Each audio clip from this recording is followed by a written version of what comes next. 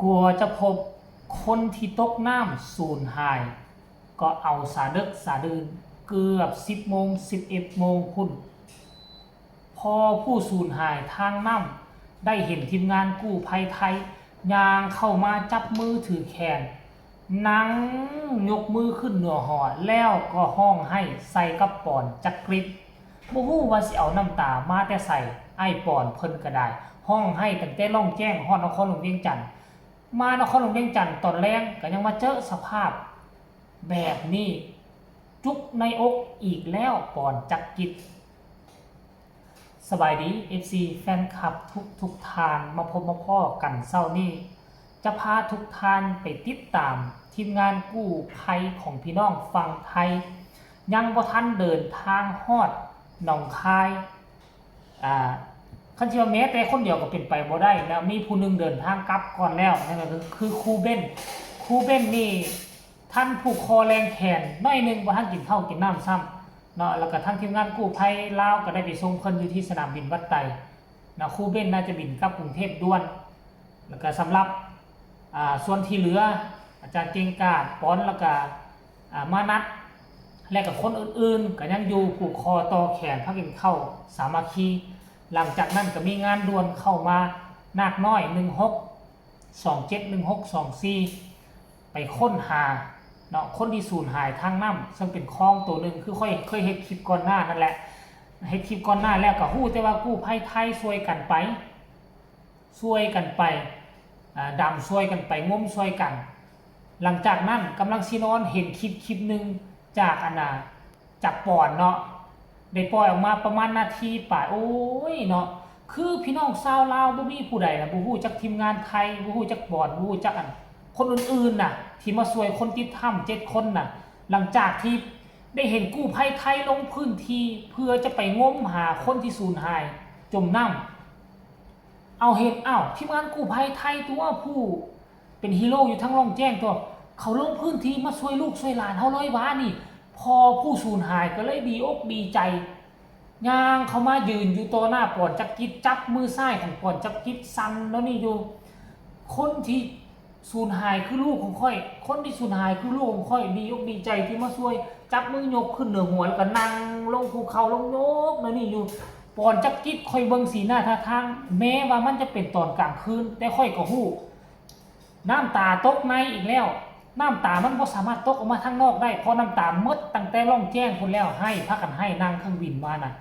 โอ้โหการที่ลาวไทยจะมาเสื่อมสัมพันธ์มิตรไมตรีบ่จำเป็นต้องจะมาแบบทางราชการและแต่งองค์ทรงเครื่องมาแบบหน่วยงานรัฐมันบ่จำเป็นขนาดนั้นเลยขอเพียงแต่มาคือแบบกู้ภัยพี่น้องชาวไทยมาสุดนี้นี่นะอันนี้คือก็เป็นการเสื่อมมิตรไมตรีที่ดีให้คนทั้งสองฝากฟังนะอันโตที่เขาเจ้าแต่งองค์ทรงเครื่องมารัฐบาลต่อรัฐบาลแต่อันนี้ภาคประชาชนภาคกู้ภัยมาแบบนี้มันได้ใจของคนลากหญ้าคนทุกข์คนยากพ่อแม่ประชาชนสิได้ฮักสิได้หอมสิได้จารึกบุญคุณเอาไว้ตลอดกาลนานท่านผู้ชมรายละเอียดให้ทุกคนไปส่งคลิปนี้สักก่อนว่าพวกเจ้ารู้สึกคือกันค่อยบอกก่อนจะคิดกั้นน้ำตาแต่ว่าน้ำตาตกในแล้วกั้นมาให้มันออกตกทางนอกเพราะมันบ่มียศน้ำตาแล้วให้ตั้งแต่ลองแจ้งมาไปชมพร้อมกันแล้วจังมาพ่อกันในช่วงต่อไปท่านผู้ชม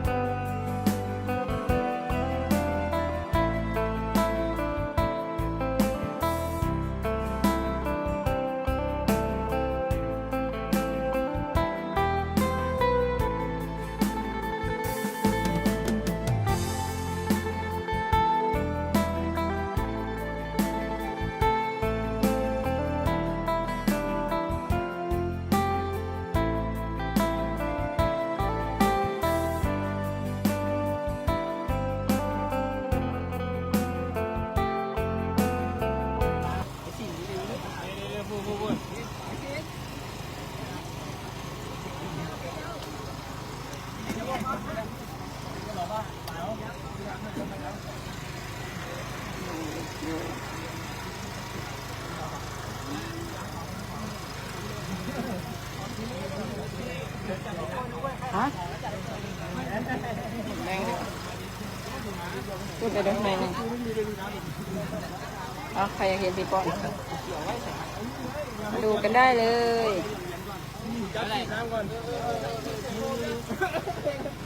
สืบต่อว่ะก็ได้สืบต่ออย่างไรนะ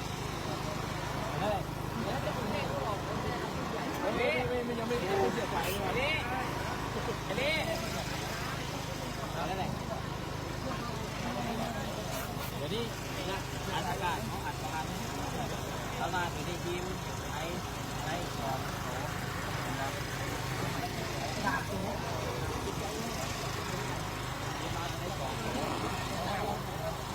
นี่ใครอยากเห็น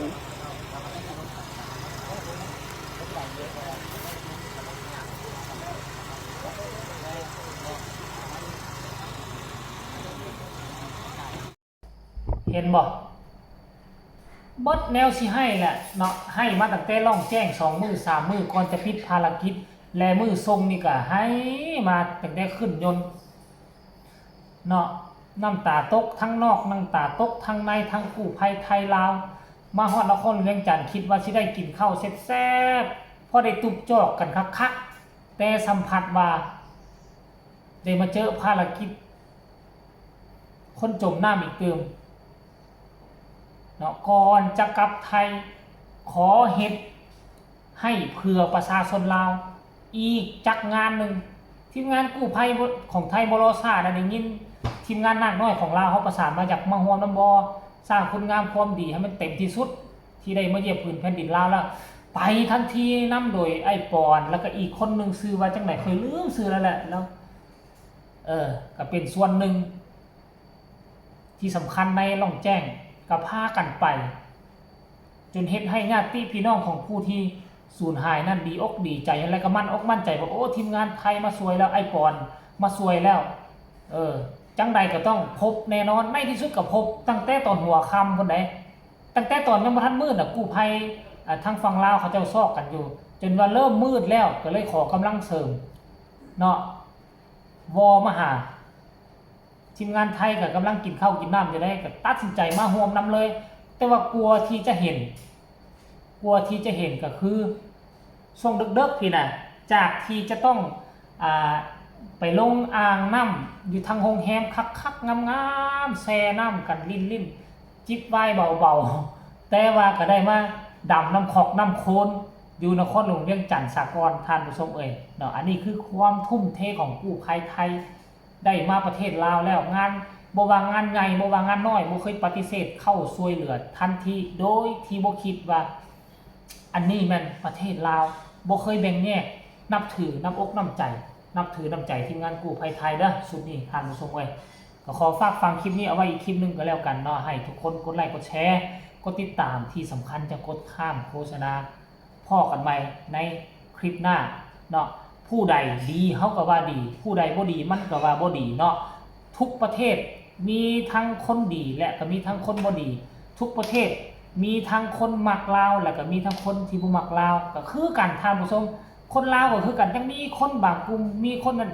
มักไทยก็มีและมีส่วนหนึ่งก็บ่มักก็มีมันทุกประเทศมันมีปนเปกันไปสิ่งใดดีเฮาก็นำเสนอบอกข่าวเปล่าประกาศให้คนทั้งโลก